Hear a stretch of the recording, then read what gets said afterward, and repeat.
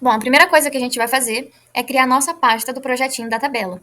Então, no caso, eu vou trabalhar aqui dentro de tutoriais, né, por enquanto está vazio, e eu vou usar aqui o botão direito do mouse e abrir direto aqui no... Você trabalha com o terminal que achar melhor.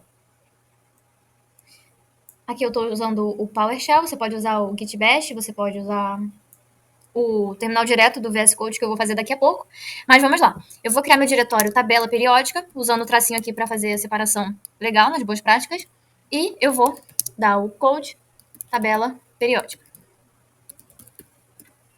que já vai abrir direto no Visual Studio Code. Eu já posso fechar aqui. Eu vou clicar aqui nesse ícone do maisinho para criar um novo arquivo. Vou começar pelo index.html, index.html, e vou usar o atalho aqui do ponto de exclamação para já iniciar a nossa base. Eu vou mudar de English para PTBR e de Document, o títulozinho, para tabela periódica. Aqui, ainda dentro da tag do head, eu vou colocar link e vou escolher a opção do CSS. A partir daqui, ele já cria essa referência, eu só dar o Ctrl click, que ele já cria esse arquivo para mim. Por enquanto, eu vou fechando aqui. E dentro aqui da tag do body, eu vou fazer algo similar com o nosso script. Eu vou colocar que é do tipo module.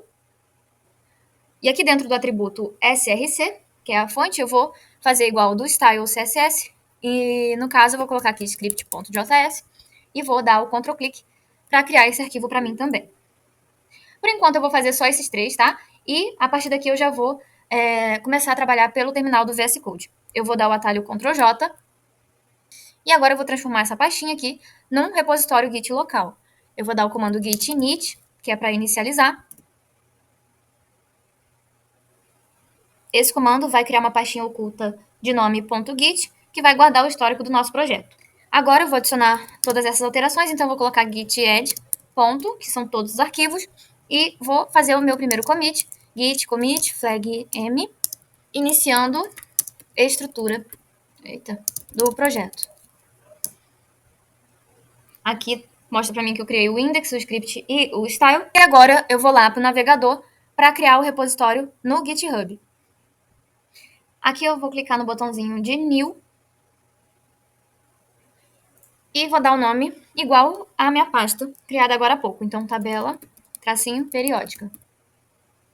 Vou deixar como público e vou criar repositório. Depois de criar, ele vai trazer alguns comandos aqui para ajudar na inicialização e eu vou usar esse aqui, tá? Na verdade, eu posso clicar direto aqui, ó, HTTPS. E voltando aqui para o VS Code, eu vou dar o comando git remote add origin. Esse origin é o nome padrão para o repositório remoto. E vou colar esse link. Agora, a gente está vendo que está na branch master. Então, vamos mudar aqui git branch, flag m maiúsculo, main. Nossa principal vai se chamar main. Aí já mudou aqui. E agora a gente vai subir esse commit, tá? Essas alterações. Então, eu vou, como primeira vez, eu vou dar o comando git push flag u origin main. Esse tracinho aqui é para indicar qual repositório e a branch que a gente vai continuar trabalhando depois. Agora a gente vai fazer as importações necessárias para o nosso projeto. Eu vou voltar para o navegador e a gente vai primeiro... Eu acho melhor começar pela fonte. Eu vou entrar aqui no Google Fonts, é ele que eu vou usar, e eu quero a fonte Rubik. Eu acho que é assim que diz.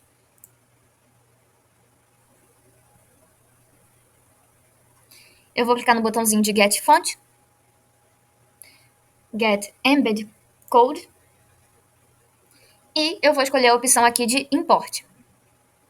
Aqui eu vou copiar essa parte, e aqui no meu Style eu vou colocar. Para a gente iniciar, eu já vou começar aqui colocando... E eu vou copiar essa parte aqui do Font Family. Agora a gente vai importar os nossos ícones. Então, vou voltar para cá, para o navegador. Já posso fechar o Google Fonts. E eu vou usar o Box Icons. Então, eu vou aqui e vou clicar em Usage.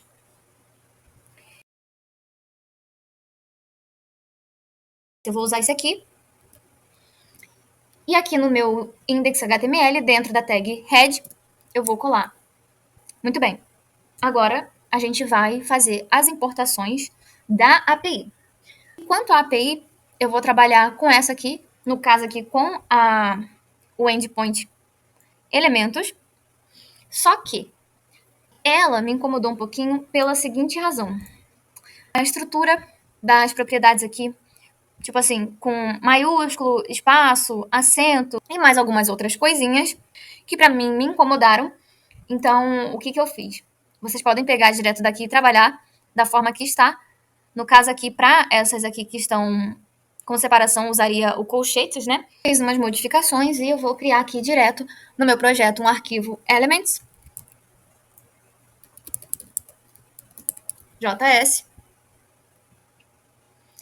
Então, vocês escolhem trabalhar direto pela API ou copiar esse arquivo modificado para eu ficar mais à vontade de trabalhar, tá? Eu vou deixar aí o link do repositório, então vai ter esse arquivinho lá também para copiar e colar. Então, essa constante elements vai ser exportada para eu trabalhar no arquivo script.js. Tendo isso em consideração, agora a gente vai partir para a nossa estrutura do HTML. E para a gente seguir fazendo tudo bonitinho, eu vou abrir aqui o terminal novamente. Git add, git commit, adicionando os imports. Vou colocar assim. Git push. Agora vamos estruturar o nosso HTML. Vou dar um espacinho aqui. Vou aproximar um pouquinho também e fechar isso aqui. Como que vai ficar essa estrutura? Primeiro a gente vai fazer um header para as informações que vão ficar aqui no topo. A nossa parte principal vai ser a tabela, especificamente essa aqui de cima. E a gente vai ter um cantinho aqui para as dicas, tá? Então, voltando aqui para o código, eu vou criar o meu header.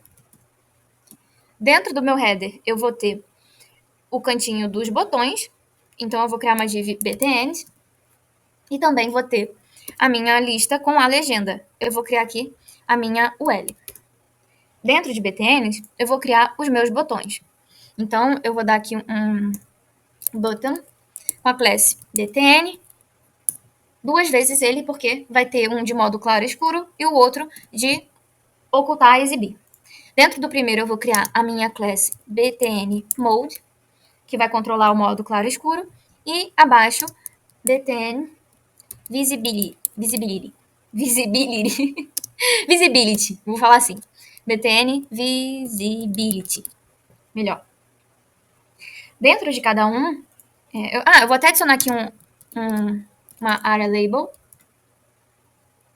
Alternar modo claro, escuro. E aqui, ocultar, exibir elementos. Para ter uma descrição aqui da funcionalidade de cada botão, tá? E agora, a gente vai adicionar os nossos ícones. Eu vou colocar aqui a minha lanterna. Eu vou aqui em fonte e vou clicar para copiar. E vou colar aqui dentro. E no de baixo, eu vou colocar o do olhinho lá. Então, vai começar a mostra, eu vou colocar o show. Esse aqui. Tá? Então, a gente tem já a área dos botões. Abaixo, a parte da legenda, eu vou criar a minha classe legend. Saindo do header, vou até fechar, eu vou criar a minha main de class table, que é onde vai ficar os elementos aqui principais. E abaixo, eu vou criar uma div chamada fBlock, que vai ser o bloco F, né? Que são aqueles que ficam logo abaixo, os lantanídeos e actinídeos. Então, eu vou deixar aqui separadinho. E por último, a minha seção das dicas. Então, eu vou criar aqui um aside. Eu vou usar essa tag aqui, que é uma área complementar, né? E dentro eu vou criar a minha class tips, que são dicas. Podia usar info, alguma coisa do tipo também, tá? Dentro dela, eu vou ter... Deixa eu voltar aqui. eu vou ter um botãozinho de controle, né, para abrir e fechar. E dentro eu vou ter a minha lista com as informações. Então, voltando aqui. Primeiro eu vou criar um botãozinho show tip. Tips. Mostrar as dicas, né? E dentro eu vou colocar a setinha que começa para direita. Então eu vou voltar aqui no Box Icons e vou botar arrow. Essa aqui, a Alt. Prontinho. Prontinho nada. Embaixo do botão eu vou criar a minha UL. Tá, mas o que é isso? Isso é a base do nosso HTML, mas a nossa maior parte vai ser criada de forma dinâmica, lá no JS, tá bom? Então, a partir daqui, a gente vai começar a montar de fato, né, a nossa tabela diretamente no arquivo JavaScript. E para a gente registrar os nossos avanços, vamos dar um commit dessa edição feita lá no HTML. Então, eu vou colocar o getAdd, estruturando o HTML. Vamos começar importando essa concha aqui. Eu vou colocar import entre chaves elements, que é o nome da constante, from, ele fica na raiz e é o arquivo elements.js. Vamos criar uma function getList que vai puxar esses elementos aí do que a gente importou. Então, eu vou fazer um try catch, ele já dá aqui um atalho. Eu vou fazer com que ele tente pegar esses elements e eu vou ordenar. Por quê? Deixa eu voltar aqui. A tabela periódica, ela está organizada em ordem crescente de número atômico. Eu vou tentar abrir um aqui qualquer, porque pelo menos isso está em comum acordo. Então, ó, começa do 1, 2, 3, 4, 5. O número atômico é esse camaradinho aqui no cantinho e vai até o maior aqui, tá? Então, como o nosso arquivo não está puxando por ordem crescente do número atômico, mas sim por ordem alfabética, a gente vai ter que tratar esses dados, esses elementos, para reordenar e deixar de forma crescente. E aí a gente já vai conseguir montar nessa ordem certinha, tá? Agora, o que eu estava falando sobre comum acordo? Porque cada tabela tá de um jeito em relação a semimetais, metais pós-transição. Em algumas está como se fosse outros metais, ó. Essa aqui tá como se isso aqui fosse outros metais. Aqui, esse TS está no halogênio, esse OG está no gases nobres, só que em outras tabelas, deixa eu ver se eu acho, ó, essa tabela aqui já está dizendo que isso aqui tudo são propriedades desconhecidas. Aí o polônio e o astato, eu acho, já não estão igual na outra classificação ali, não é classificação não, mas enfim, mas já está pegando o zinco. Gente, eu não consegui encontrar uma tabela, ó, essa aqui já está pegando até o final, sabe? Então, eu já vou deixando claro aqui, fazer um disclaimer aqui, porque eu fiquei meio doida olhando esses grupinhos aqui, entendeu? Então, a minha tabela, eu acho que eu tenho essa daqui, ó, impressa. Enfim, tentei olhar aqui direto, tentei pesquisar a tabela mais atual, mas complicado. Então, se vocês quiserem tratar de outra forma, fica à vontade, tá bom, gente? Depois eu vou mostrar onde que fica lá no arquivo. E se você é da Química e tem uma contribuição para deixar, poxa, pode deixar nos comentários à vontade, vai ser ótimo. Voltando pro assunto da ordem, vamos deixar nossos elementos ordenadinhos por número atômico. Então, aqui eu vou começar já pegando esse elements, né, nossos elementos, e vou reordenar da seguinte forma. Eu vou usar o método sort, eu vou passar os parâmetros AB, e eu quero que a.element, lembrando, vou deixar aqui aberto para poder ir comparando, ó. Eu estou pegando o elemento, estou pegando a propriedade dele, element, e eu quero pegar o número atômico, então atomic number. Ponto atomic, ele já até dá aqui como sugestão, tá? Então, A menos B atomic number. Então, assim, ele vai ordenar por número atômico, tá? E aqui, ainda dentro do try, fazendo essa reordenação, eu quero que ele me retorne esses elementos. E se der erro, o que ele faz? Vou colocar só um console log mesmo. Erro ao carregar lista. E vou deixar o erro referenciado aqui. Error. E vai me retornar um array vazio, né? Já que não vai vir nada. getList criado, vamos criar uma outra função aqui básica antes de seguir para o resto, que vai ser meio que aqueles subgrupos que eu tinha mostrado agora há pouco, que tem divergência de uma tabela para outra, tá?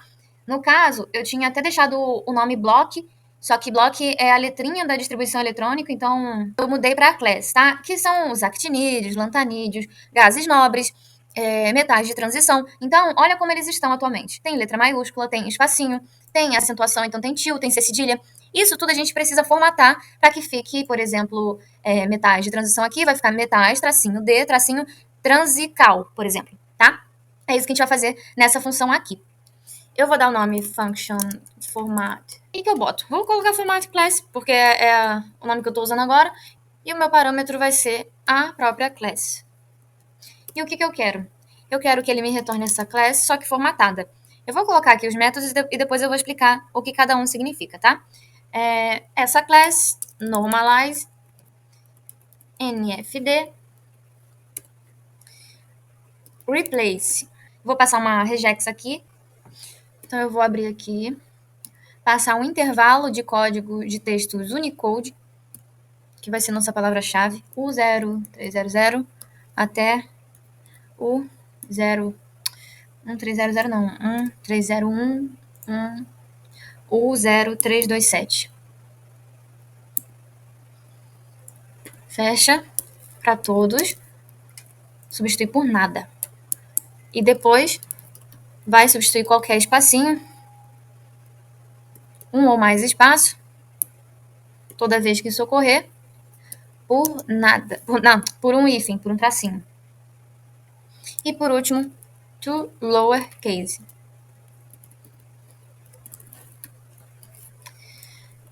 Pronto, deixar aqui um embaixo do outro. E o que é isso, né? O que é esse Frankenstein aqui? Bom, como o nome sugere, né, ele vai normalizar. E o que eu estou passando? Eu estou passando NFD, que é a decompor as strings, né, os caracteres. Então, se eu tenho, eu vou fazer um comentário aqui. Se eu tenho uma letrinha que está acentuada, eu vou colocar aqui o A mesmo. O que ele vai virar? Ele vai virar o acento agudo e o A. Então, ele vai separar a letrinha do seu acento, tá? Então, é isso que a gente está fazendo aqui. Se vocês quiserem depois pesquisar sobre isso, tá bom? Para entender melhor.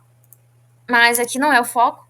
E embaixo, a gente está tratando códigos Unicode. Aí, quem quiser me corrigir, fica à vontade, tá bom? Não ligo, não. O que eu estou fazendo aqui? Eu criei um intervalo personalizado. Eu tinha visto um intervalo que abrangia todo tipo de código de caracteres diacríticos. O que é isso? Que possuem acentuação. Então, ele, do 0300 que eu tinha colocado aqui, ele pega o acento grave, ele começa do acento grave. O 301 é o acento agudo. E o último seria esse aqui, ó. O 036F, se não me engano. Só que esse intervalo, que pega todos os diacríticos, ele não faz sentido pra gente, porque ele trata muitos acentos que nem existem na língua portuguesa. Então, por isso, eu preferi buscar os acentos que ocorrem aqui nas nossas classes, né? Vou chamar assim. Não é exatamente esse termo, mas enfim. Então, eu peguei o C cedilha, o til, né? Então, esse intervalo aqui já cobre os acentos que a gente vai precisar, tá bom? Se você quiser um intervalo maior, fica à vontade também. Eu vou falar muito fica à vontade, porque não tô tornando isso aqui como muito engessado, não, tá bom? Tô só passando realmente o que eu preferi. Beleza. Eu dei mais uma pesquisada aqui e eu vi que esse código parece o acento combinado. Não é o acento isolado. Esse daqui, ele seria o acento agudo combinante. Se eu quisesse colocar direto o acento agudo isolado, eu poderia usar, por exemplo, o 00B4.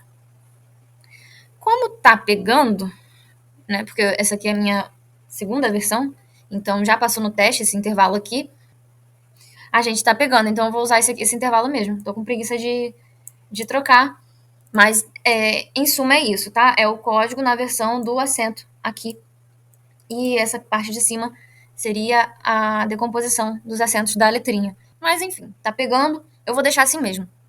Porque esse intervalo aqui ele já representa os acentos combinantes. Eu tô passando aqui o método replace para tudo isso aqui, né? Sempre que pegar Sempre, porque eu coloquei aqui um global, né? Eu botei uma letrinha G para a qualquer ocorrência disso aqui, no caso dos acentos, eu quero que ele substitua por nada.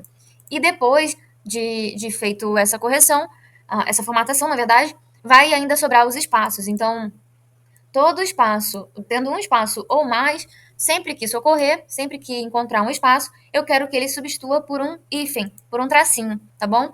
E por último, eu quero garantir que tudo vai estar em letra minúscula, tá? Então eu tô passando aqui o método to lowercase. Ufa, complicado de explicar. Os códigos você pode buscar aqui, tá bom?